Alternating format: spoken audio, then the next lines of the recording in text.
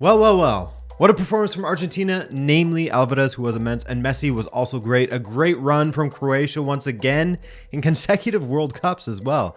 Hello and welcome back. I'm Adrian, and this will be a quick video. Just one match to go over and react to. See what we can draw from this match, as Argentina have booked their place in the final of the World Cup for the second time in 3 tournaments. I thought that Croatia was really controlling this match well for the opening 20 or so minutes. It took Argentina some time to get into this game, as they did indeed revert to a back 4, as we had suspected in the preview to this match that we put out. 4-4-2, one less center back, and instead Leandro Paredes added into the midfield to help plug up the middle of the park, which is exactly what Scaloni wanted to do, and rightfully so. If you let Croatia play through the middle, you're asking Brozovic, Modric, and Kovacic to have their way with the game.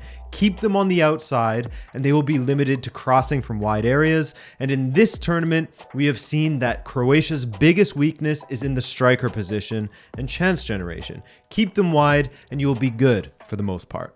Anyway, a criticism of Argentina in this tournament has been that they are quite Messi reliant, and that they often need him to get them up and running and push them. They need him to give them a spark, to push their play forward, to bring any energy into their game. There is having a leader on your team, that's fine, but sometimes you wish that Argentina would have other players to step up and inject some higher tempo instead of it always starting with Messi and then the rest of the team follows suit and starts to play ball with each other. Anyway, the first goal came from a penalty that was cause for a lot of discussion. You had some pundits saying it wasn't, some saying it was, a lot of referees saying it was. I will say this, the penalties against Saudi Arabia and Poland, especially the penalty against Poland, which was ridiculous, those were weak for Argentina. But this one to me is, I don't understand how it can't be a penalty.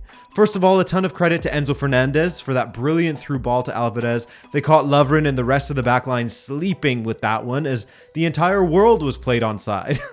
It was very uncharacteristic from this Croatian side to fall asleep at the back like that. Who knows? Maybe they were finally feeling the effects of 2 straight matches going to added time and penalties. We thought we would never see them get tired, but fatigue catches up to all, because that back line, I mean, more on it later. Now, as for the collision itself, there are those that say that Alvarez just ran into Livakovic and engineered the contact. No.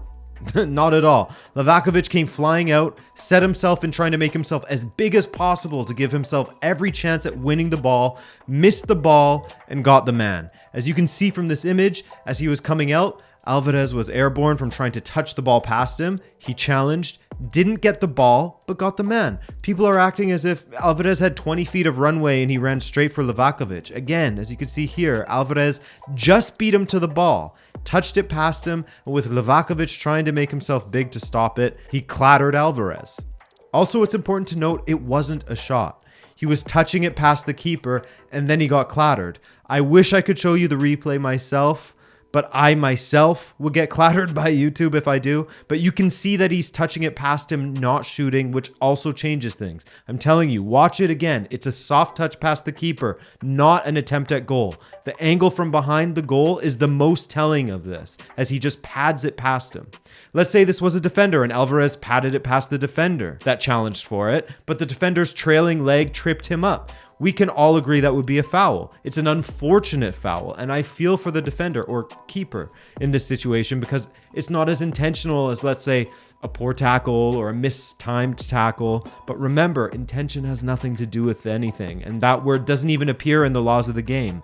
If I challenge for the ball, I don't get it, and I impede the attacker, that's on me. So for me, this penalty was the right call, but it is not lost on me that other penalties that have gone in Argentina's favor have been absolutely shocking, which you can go back in my videos and you can see for yourself that I said that. I understand that people so badly don't want that to be a penalty because of the precedent set of Argentina getting soft penalties, but the referee got it correct in my opinion. Hard to see it another way, but go ahead and fire away below. So, penalty arguments aside, Messi stepped up and lashed it high past Livakovic, which was well done by him, as he will have known what kind of form Livakovic has been in when it comes to saving penalties. I mean, Livakovic dove the right way. If Messi doesn't roof that, it doesn't go in, I don't think. Now, the second goal was the worst, most beautiful goal I've seen. The reason why I say that is because You could point to Juranovic and Sosa both having opportunities to clear the ball and making contact, but failing to do so, and thus allowing Alvarez to continue his long run that led to 2-0. It's a weird one. It's both a lovely goal on Alvarez's part, but disappointing when you're Juranovic and Sosa. As we have been saying a lot lately, I guess both things can be true at the same time, right? In the second half, Croatia really went all in, bringing in Vlasic, Orsic, and Petkovic early in the second half.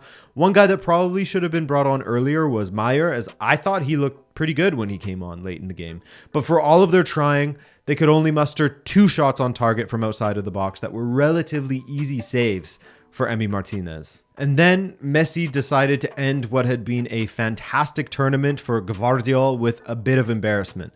Messi got the beating of Gvardiol a few times down that right side. Then he beat him again on the byline and cut the ball back through Gvardiol's legs to Alvarez to make it 3-0. It was a brilliant, brilliant run.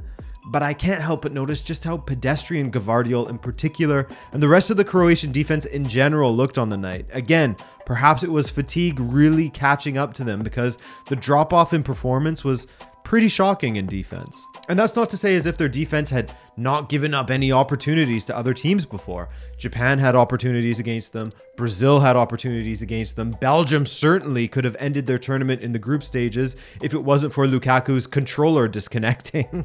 But they finally met a team that would punish them in Argentina, I guess, and now they're out. 3-0 Argentina. But look, what Croatia achieved once again at this World Cup is pretty remarkable. 2 consecutive World Cup semifinals for them is absolutely something to be proud of, and hopefully it inspires a younger generation and leads to continued success for Croatian football. As for Messi and Argentina, like I said, 2 World Cup finals in the last 3 tournaments is a huge achievement. We'll see tomorrow who they will end up playing. I'm looking forward to that. All right, guys, that will be it for this one. Another game tomorrow. We'll go live for it, and we hope to see you there or right here for the recap of it. Ciao, guys, and enjoy the match.